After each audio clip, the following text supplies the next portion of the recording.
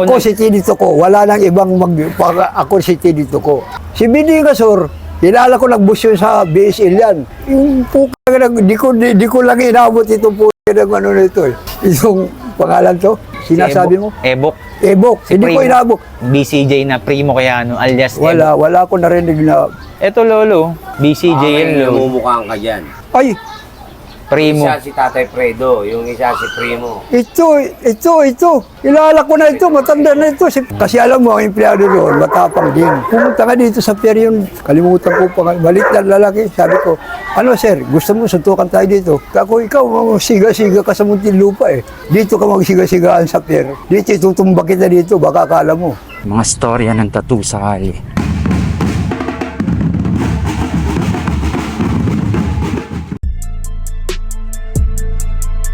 Mga tinta nasa loob ng karayong pag tinatak na sa balat ay nagkakaroon ng malalim na kahulugan ng imahe. Ayan. Kasi ganito yon. Noong 1960, namasukan ako ng City Jail, Maynila. Doon ako natataka ng BCG 32. Lumaya ako sa Laya talaga. Tapos sa balik uloy ako, nabagansa ko doon sa youth center, sa may Quiapo. Mga ilang taon kayo niyan lolo? Luciano, Tracy, yan. Hanggang sa nag-15 ako doon, nagmayor muna ako sa City Jail. Nung magmayor ako, dinala ko sa Davao. Mahirap ang buhay doon sa Davao. Puro saksakan doon. Nasaksak nga ako 2 beses dito sa likod. Parang saglit lang, sinaksak ko, pak. Dapa ako. Okay, nung sakit. Paano nangyari niyan lolo? Paano? Tirahan, tinira si Waway. Mad Killer, yan, si Mad Killer. Kasama ko yan. Sige Doon nga. pinatay sa Davao. Pinatay double throw and throw. Madaling araw. Dito ngayon, kanya-kanya brigada doon. Di pila kami. Ako nakakumot ako. Kasi paduda yung akin, kala siro may matalas ako. Pero tinamaan pa rin ako 2 dito sa likod. Pero daplis lang, puro daplis. Kaya nagtakbuhan na kagad ng tao. Di ganun ako, nakaganon ako ng kumot. Puta si Waway, binira, kagad 2. Throw and throw nga, tagus dito. Pak! Tagus sabi Waway, pak! Diretsi Waway doon sa kanal. Sa kanal talaga, ang ulo. Wala na nila kumilos. Si Waway, sinasak. Puta na, pagdating namin doon sa ano, patay talaga si Waway. Wala na, nakaganon na. At nakadilat pa ang mata. Pinikit niya lang, pinikit. Anong pangkat tumira? BSL, Batang Samaralite. Kasi magkalaban yan eh. BCG tsaka Batang Samaralite. Ang kalaban nila, GIG, Happy Go. Basta lahat ng pangkat Bisaya, kalaban nila. Kami, kalaban din namin. Maliban sa Sputnik, kasi kasangga namin yan. O Manila Boy yun eh. Kalaban lang namin, Komando, Bahala. Yan ang mga kalaban namin. O Manila Boy, Bahala, Komando. Kasangga nyo Pero lang. Sputnik, kasangga namin talaga. Kasi si Boy Kamatis, doon lagi sa amin yan sa 6. Boy Kamatis, nabuang yun dahil sa babae. Umuga yan sa Muntinlupa. Baby Ama naman, ikikwento ko ang kasaysayan ng Baby Ama. Pag ano yan, kaya magandang lalaki. Babae talaga tingnan. Pinagsusuot ng damit ng babae yun. Bago, gaganunin. Di, siyempre, ang gagawin sa kanya, mga mayor, mga busyo. Basta kursulan lang, kursulan siya si Baby Ama. Pero pinatay niya lahat yun. Pinatay niya. Pinatutulog muna bago patayin. Kaya sumikat ang pangalan niyan dahil sa kapapatay na tao. Binibigyan siya ng pagkain, tapos kunting pera, ang gastos, kakain siya. Patutulugin muna niya yung tao bago papatay niya. Hagip na kagad mo yun doon, hagip. Si Waway naman, lawin. Si Lawin. Pagit ang mukha ni Waway. Lawin. Oo, pangit masyadong pating. Baka, tumatakbo sa kanya. Baka, pag gano'n ni Waway sa pintuan ng building, takbo ang baka, kay pangit si Waway. Pinakapangit sa lahat ng Muntinlupa ng BCG. Hayop, takot nga sa kanya eh. Yung pa kayang tao, di ba takot sa kanya? Okay, ang lalaki pa naman ng palad. Pag sinampal ka nun, sus, pag naggulpi, buong muka. Pag si-straight ka nun, isa lang, bagsak ka na, wala ka na, tulog ka na. Iasin ako, kakusa ko yan sa asunto ng araw. Kasi may pinakayan doon, isinama ko. Buti ka, huwag ka nigtas ako. Kaya sabi ko, hindi ako kasama dyan, sir. Sabi nila ko, bihira ka naman. Dinuturo lang kita para makaligtas ako dito. Kakug mo kung isama dyan, kaya delikado yan. Patay yan, baka kala mo, patay yan. Bihira mo, 2 patay yan. Nag-uutos lang yan. Siya ang busyo sa Muntinlupa. Buong Muntinlupa, pati kakusa ko pinapatay niya. Si Boy Ngiti, Batang Pasay. Pinapatay nila ko. Si Boy Ngiti, tahimik lang. Maraming tato. Dito hanggang dito, tato.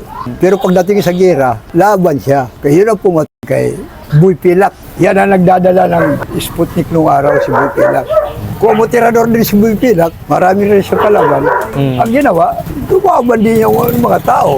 Sinalbid siya doon sa, biro mo, si Boy Kano, si Boy Ngiti, si Bombay. Apat sila tumira, o lima. Tapos yung bintana, di agad, bakal yun ha. Nagulat ako bakit hindi ka nagsisipasok. Bakal yan, kamaingay. Doon pasok sila, pasok. Pinaganda trabaho yun. Sinira ko, ano ba ito? Binuksan ko ulit. Pinaka ako, putol pala yung mga bintana dito sa taas. Pati si Boy si Boy Panga, binaril doon. Pulis ang sumubak sa kanya. Empleyado. Oo, empleyado. Kasi alam mo, ang empleyado doon, matapang din. Pag mag-rayot, matapang din sila.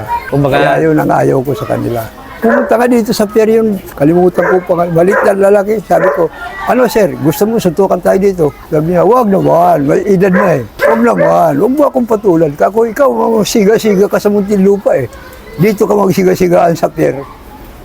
Dito, itutumba kita dito, baka akala mo. Sabi niya, wag naman ako to eh, wag ako to eh. Umakyat, pumunta sa barko. Hindi na bumaba, barko na lang siya. Bihir mo, katapang mo. Sabi kong gano'n, katapang-tapang mo. Doon ang mamaril ka po ng mga bilanggo doon. Pak! Mamaril ka, natatakot tuloy yung mga bilanggo. Nagpinsipasok. Walang awat. Ang umaawat doon, isa lang, empleyado rin. Wala rin. Si Biding Kasor, kilala ko nagbus yun sa BSL yan.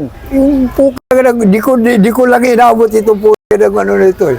Itong pangalan to, sinasabi mo? Ebok. Ebok. Si Hindi ko Primo. inabok. Kasi yung Ebok na, komando yun. Ang nakilala mo. O kilala ko doon sa uno. Pumamatay talaga ng tao yun. Nanaksak lang ng tao yun. Ebok ang pangalan niya. Ebok din. Ebok din. Ebok. Ibig sabihin, maraming gumamit ng alias na Ebok. Oo, marami. Marami. Kasi meron kami na interview. Ebok din. Oh, Primo naman ang pangalan niya, pero Ebok ang tawag sa kanya. Pero Ako si Tidito ko. Wala nang ibang ako si Tidito ko. Kung tawagin ako doon sa pier, Tidito ko talaga. nag-iisa ka lang, Lolo. Nag-iisa ako, hindi ako pwedeng sumubay ng iba. Nag-iisa lang ako. Pag lumakad ako, lagay sa... Talaga. Pero wala kang narinig noon nung panahon nyo, BCJ na Primo Kayano, alias Ebok. Wala ako narinig na... Kilala ko si Miding, kaya nagbus yun ng ano yan, Oo nga po. ng BSL. Ah. Lumaya na si Miding. Malupit din sa BSL yun. Kaya tumakbo sa BCG yun kasi di pwede ang lupit niya doon sa BCG. Eto, Lolo, BCJ yan, Lolo. namumukhaan ka dyan. Ay, Primo. Isa si Tatay Fredo, yung isa si Primo. ito. Kilala ko na ito, matanda na ito, si Fredo. Anak lang po, pinsan ng asawa ko yan. Ito, si pinsan niya, ito si Fredo, ito. Eto, Ito si Fredo. Si Fredo. Ito si Ibok. yan si Ebok, si Primo. Kilala nyo rin yan, Lolo. Hindi kilala yan. Ito, kilala ko ito si Pwede mo makita, Lolo. Burado na. Sige lang, Lolo. Tignan Ito, natin. ayan. Burado na yan. Ito? Ano saan yan, Lolo? Anong itsura niyan? Sinoni Cruzan tumira yan eh. Ito dito? Oo, Sinoni Ano ba yan, Lolo? Bugs Bunny ba? Tattoo Bugs niyan? Bunny yan. Dapat yung... Ito, pero hindi na natin siya makita. Hindi na, balabo na Ito. nga eh. Ito, 32. Kilala ko si Boy Luna eh. Hindi, doon na pinatay. Sa loob na. Binagsakan dito lang balila. Yung may tulis na ganyan. May hawak din na na mga empleyado yun, ng mga BCG. May hawak din siya ang BCG.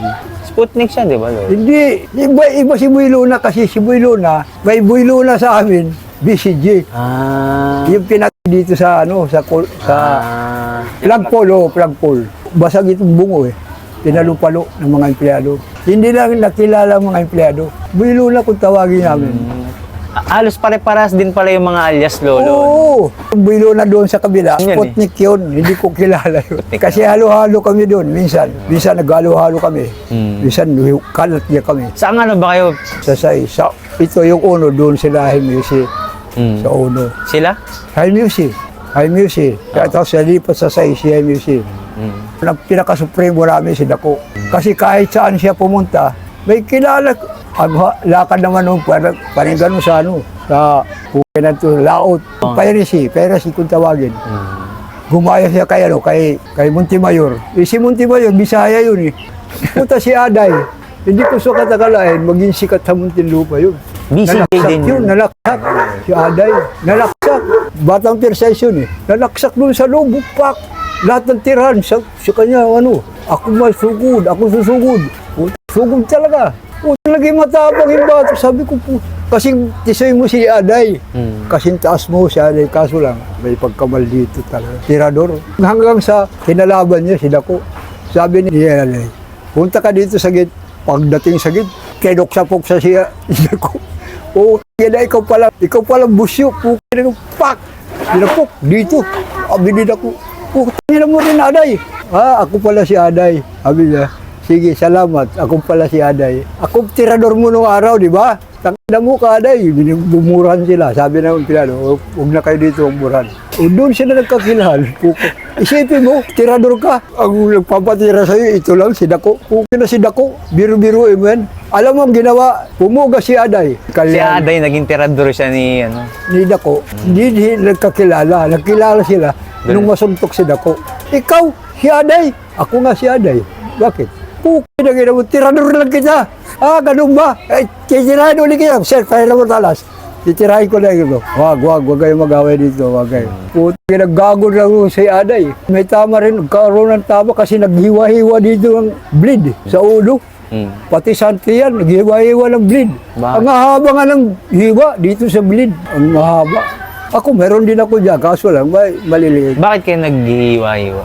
Dahil di mo doon sa buryum ka, ganyan. Gusto mo magkadugo, maduduguan ka. Magkakaroon ka ng dugo, tapos pipilisin mo. Pupuna ka sa bull dito. Ganun lang.